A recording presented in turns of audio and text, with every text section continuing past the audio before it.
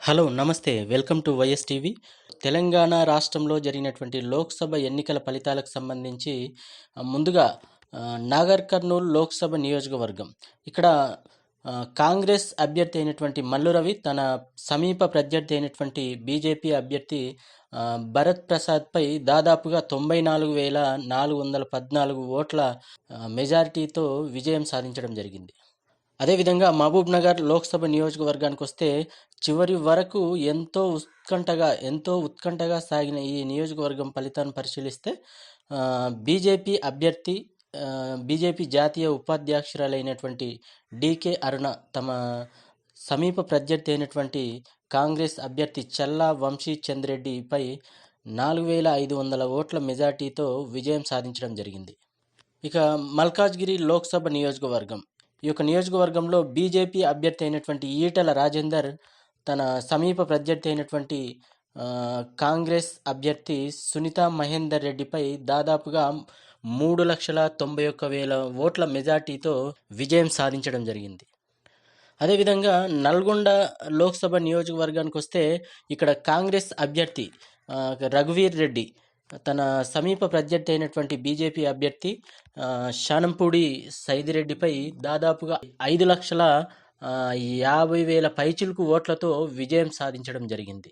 ఇది దాదాపుగా భారీ మెజార్టీ అని చెప్పేసి కూడా అనుకోవచ్చు. అదేవిధంగా ఖమ్మం లోక్‌సభ నియోజకవర్గం. ఇక్కడ కాంగ్రెస్ అభ్యర్థి అయినటువంటి రఘురామ్ రెడ్డి తన సమీప ప్రత్యర్థి అయినటువంటి బీఆర్ఎస్ అభ్యర్థి నామా నాగేశ్వరరావుపై దాదాపుగా 4,60,000 పైచిలుకు ఓట్లతో విజయం సాధించడం జరిగింది. ఇక నిజామాబాద్ లోక్‌సభ నియోజకవర్గానికి వస్తే ఇక్కడ ముందు నుంచే సిట్టింగ్ ఎంపీ అయినటువంటి బీజేపీ అభ్యర్థి ధర్మపురి అరవింద్ తన సమీప ప్రత్యర్థి అయినటువంటి కాంగ్రెస్ అభ్యర్థి జీవన్ రెడ్డిపై దాదాపుగా 1,00,000కు పైగా ఓట్ల మెజార్టీతో విజయం సాధించడం జరిగింది.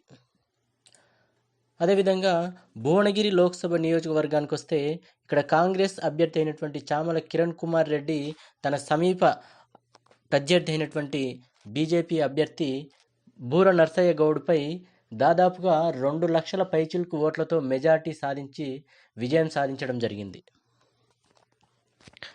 చేవెళ్ళ లోక్‌సభ నియోజకవర్గం. ఇక్కడ బీజేపీ అభ్యర్థి అయినటువంటి కొండా విశ్వేశ్వర్రెడ్డి తన సమీప ప్రత్యర్థి అయినటువంటి కాంగ్రెస్ అభ్యర్థి రంజిత్ రెడ్డిపై దాదాపుగా 1,73,000 ఓట్ల మెజార్టీతో విజయం సాధించడం జరిగింది. అదేవిధంగా కరీంనగర్ లోక్‌సభ నియోజకవర్గానికి వస్తే ఇక్కడ సిట్టింగ్ ఎంపీ అయినటువంటి బీజేపీ అభ్యర్థి ఎంపీ అయినటువంటి బండి సంజయ్ కుమార్ తన సమీప ప్రత్యర్థి అయినటువంటి టీఆర్ఎస్ అభ్యర్థి రాజేందర్ రావుపై దాదాపుగా 2,00,000 పైచిలుకు ఓట్లతో మెజార్టీ సాధించి విజయం సాధించడం జరిగింది. అదేవిధంగా మెదక్ లోక్‌సభ నియోజకవర్గం. ఇక్కడ బీజేపీ అభ్యర్థి అయినటువంటి రఘునందన్ రావు తన సమీప ప్రత్యర్థి అయినటువంటి కాంగ్రెస్ అభ్యర్థి నీలం మధుపై దాదాపుగా 39,000 పైచిలుకు ఓట్లతో మెజార్టీ సాధించి విజయం సాధించడం జరిగింది. అదేవిధంగా సికింద్రాబాద్ లోక్‌సభ నియోజకవర్గం. ఇక్కడ బీజేపీ అభ్యర్థి రాష్ట్ర బీజేపీ అధ్యక్షుడు అయినటువంటి కిషన్ రెడ్డి తన సమీప ప్రత్యర్థి అయినటువంటి కాంగ్రెస్ అభ్యర్థి దానం నాగేందర్పై దాదాపుగా 48,000 ఓట్ల మెజారిటీతో విజయం సాధించడం జరిగింది. అదేవిధంగా ఆదిలాబాద్ లోక్‌సభ నియోజకవర్గం. ఇక్కడ బీజేపీ అభ్యర్థి అయినటువంటి గోడం నగేష్ తన సమీప ప్రత్యర్థి అయినటువంటి ఆత్రం సుగుణ కాంగ్రెస్ అభ్యర్థి తన సమీప ప్రత్యర్థి అయినటువంటి కాంగ్రెస్ అభ్యర్థి ఆత్రం సుగుణపై దాదాపుగా 90,000 ఓట్ల మెజార్టీతో విజయం సాధించడం జరిగింది.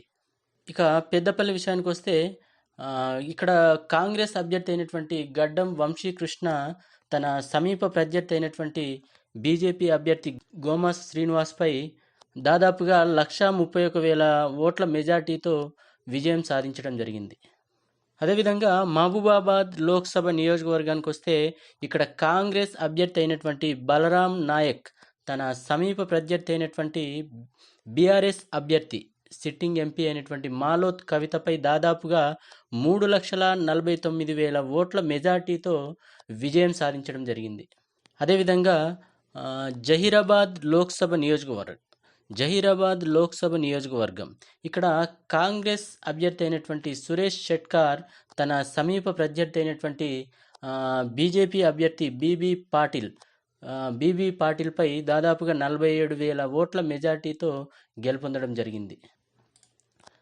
అదేవిధంగా వరంగల్ లోక్సభ నియోజకవర్గం ఇక్కడ కాంగ్రెస్ అభ్యర్థి అయినటువంటి కడియం కావ్య తన సమీప ప్రత్యర్థి అయినటువంటి బీజేపీ అభ్యర్థి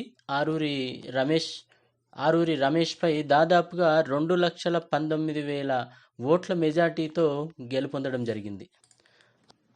అదేవిధంగా హైదరాబాద్ లోక్సభ నియోజకవర్గం ఇక్కడ మొదటి నుంచి అనుకుంటున్నదే అసదుద్దీన్ ఓవైసీ తన సమీప ప్రత్యర్థి అయినటువంటి బీజేపీ అభ్యర్థి మాధవీలతపై దాదాపుగా 3,38,000 ఓట్ల మెజార్టీతో విజయం సాధించడం జరిగింది.